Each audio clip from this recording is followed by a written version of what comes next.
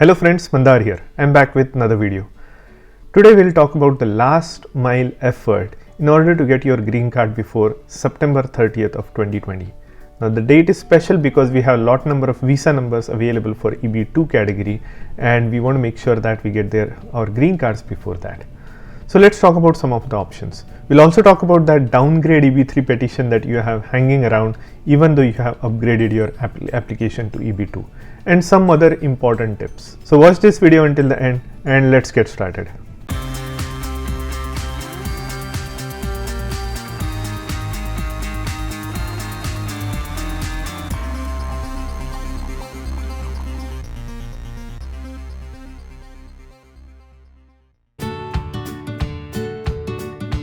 If you are here for the first time, welcome. My name is Mandar and I make immigration related videos for US and Canada. I'm not an immigration lawyer, so anything that I say on this video or on my channel is for information purpose only. And for your specific immigration needs, before you take any action, you should hire a competent immigration lawyer.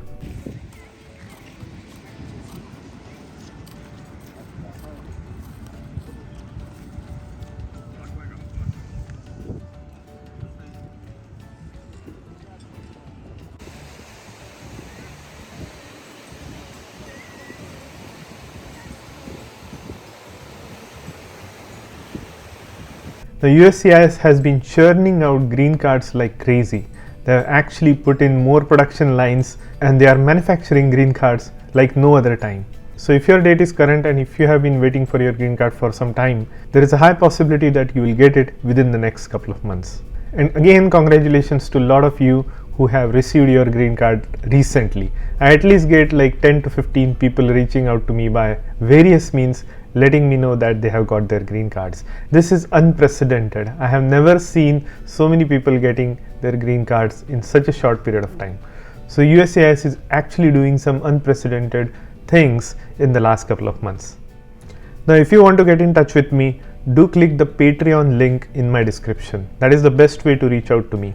Although I will be a little bit busy this week, but I will still try to answer your questions within 2 to 3 business days. And if you may have noticed, there are a lot of other links in the description, and if you click on those, the channel will get a little bit of a commission. So I appreciate that. Now why am I talking about this last mile attempt? The reason is because there have been unprecedented number of green cards available specifically for EB2 category, and that's what USCIS has been telling us for the last 6 to 8 months. The reason is there were a lot of trickle down effects of a lot of other category visas, such as including the family based category EB5, EB4 and unused visa numbers from EB1 as well, and the rest of the world. So all of those kind of accumulated in EB2. Now EB2 has a lot of pending backlog, so obviously all of these are being consumed at EB2 level and they are not trickling down to EB3 level. So that said, there are still a lot number of visa numbers available for EB2 to finish off before the end of the year. And end of the year is September 30th. After that, any leftovers, any unused visa numbers will be gone forever. So how does it matter to you? It matters because you have greater possibility in terms of probability of getting your green card before September 30th than after. You certainly remain in the process if you don't get before 30th. It's nothing like you are going to be out of the process. It's just that you are going to be subject to the next year's quota than this big pool of numbers that are available in this year.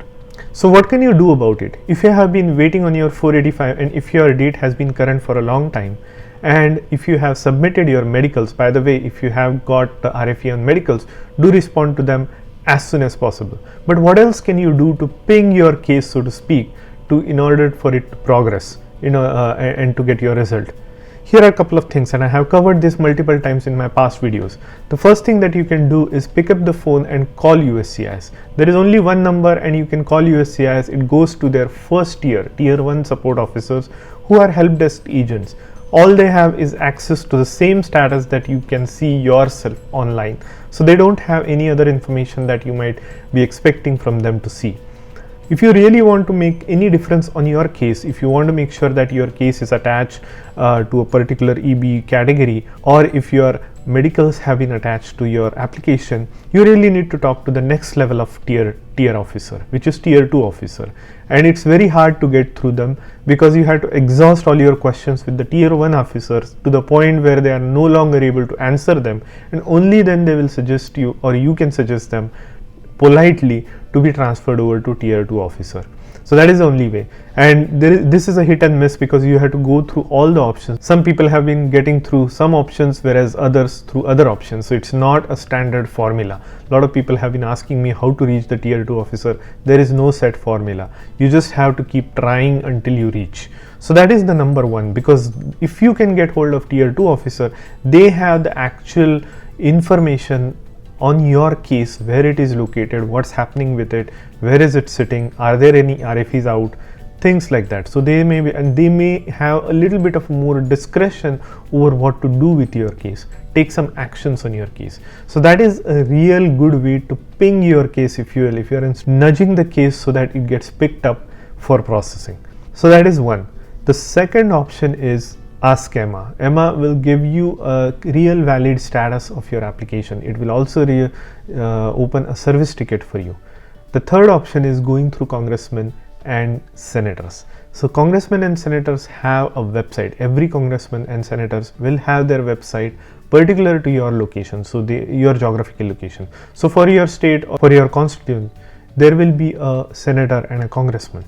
So you go to their website and look at the services section of their website. In that section, they will have something like immigration services or government services or government agency services, things like that. So you want to pick that option, and then they will have an offline form or an online form available where you will need to fill up your information and ask your particular question.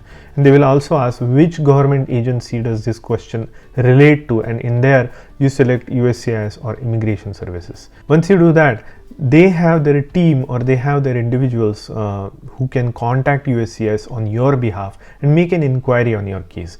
Now mind you, this inquiry is limited to the status of the case.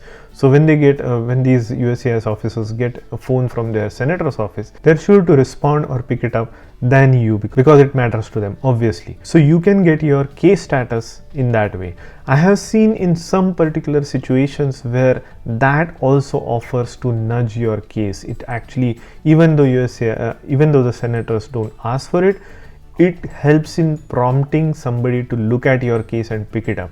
If it has been waiting, if the case is documentarily complete, if there is a medical attached to it, when they get a call from senator, they give the status update, but they also look at the case and say, this is ready to be processed. Why is it being waiting? So they can actually go ahead and do some processing on your case. So that is quite possible, but this is very hit and miss. It's not always 100% successful, but this is all you can do. In the last ditch effort to get your green card before the September 30th, you need to follow all of these methods to contact your senators, congressmen, contact Emma, and also contact USCIS officer by phone. If you haven't submitted your medicals, this is the time to submit it proactively. I would say don't wait for the RFE. If you have got the RFE, do respond to it. That should help your case move forward. Now before we move forward, here's the sponsors video. So I know for sure that some of you are interested in stock trading, day trading, buying cryptocurrencies. I want to present you VBull. VBull is a trading platform. It allows you to buy stocks, it allows you to buy options, do options trading, and also it allows you to buy cryptocurrency. It can be done on the computer or on the mobile app. Now if you use my link, which is on the screen and also in the description, you will get some free stocks. Now only for the month of August, VBull has announced that it will give 12 free stocks if you use my link, and those free stocks will be valued up to maximum of $30,600. So when you open an account using my link, you will get 2 free fractional share stocks. That value could be anywhere between $3 to $300. If you deposit at least 1 penny, you will get 4 to 10 free additional stocks valued from $7 to $3,000. So that's 12 stocks from VBull free for you if you use my link, and enjoy your free stocks. Now there are some common questions that I get, and they are particularly related to EB3. So a lot of people were stuck in EB3 and their dates retrogressed, and they had their I-140 pending in EB3. Now since their EB2 dates have become current, they have upgraded or interfiled their adjustment of status to either using their already approved I-140, EB2 I-140, or applying for a new one. Regardless, their case has been upgraded to EB2 while their EB3 I-140 is still pending. Now the question people ask is, and their lawyers also recommend, is you should upgrade your upgrade your EB3 I-140 to premium and get it approved, because only then USCIS will process your EB2 petition. And this is not true. Actually, this had been a trend a couple of months back, but I don't think this is actually true. A lot of people I know and for fact have got their green cards based on their upgrade petition to EB2 while their EB3 I-140 was still pending. So it was abandoned, it was denied, or it was just not approved. In the meantime, they got their green cards through EB2 upgrade petition. Now, is this a sure shot method? I don't know, and I don't think anybody knows. But what I would suggest is, don't fret about EB3 downgrade I-140. If you already have EB2 140 and you have upgraded the case to EB2, there is no need to worry about that downgrade I-140 EB3 or getting it. If you want, if you have money, you can go ahead and do that premium processing and get it approved, but I don't think there is any rush. Some lawyers are also telling people that there may be an RFE that would come up at some point regarding that pending I-140 for EB3, and that is true. RFE can come anytime. And is that going to prevent you from changing your job once you have waited for 180 days on your pending adjustment of status? No, absolutely not. Once you have been waiting for 180 days on your adjustment of status, regardless of whether your downgrade petition is still pending, 140 is still pending, you can still go ahead and change your job. Now what will happen is, once you are with your new employer, all of your RFEs are to be responded in terms of your new employer. So if the pending, if there is an RFE for your pending I-140 for EB3, and if it had to do with yourself, then you have to, then regardless of your job change or not, you have to respond to it.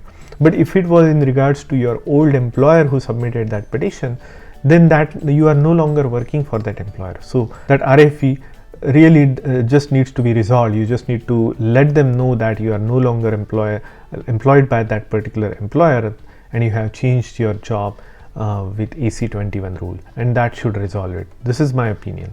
I thought I would make that clarification on this particular situation because I know a lot of people are in this situation. Now the last question I want to cover in this video is, a lot of people ask me, do they have to hurry up and get or nudge USCIS while they are waiting on their EB1 petition, either their EB1A or EB1C. Now remember, the rush for September 28th to use up all the visa numbers is not for EB1. It is for EB2 only, or is to some extent EB3, but not for EB1. EB1 always has been current in the last couple of years, and it will remain current in the next few years. So you don't need to worry about getting your green card before September 30th if you are in EB1 or A or EB1C, because your date is current now and it will remain current after September 30th. You will still have the visa number available. So it's just a matter of processing. And for all of you who have got your green card, hang on to my channel, because I will be creating more content outside of the immigration as well as I continue to do so. So if you haven't already subscribed, do subscribe to my channel, and I'll see you in the next one.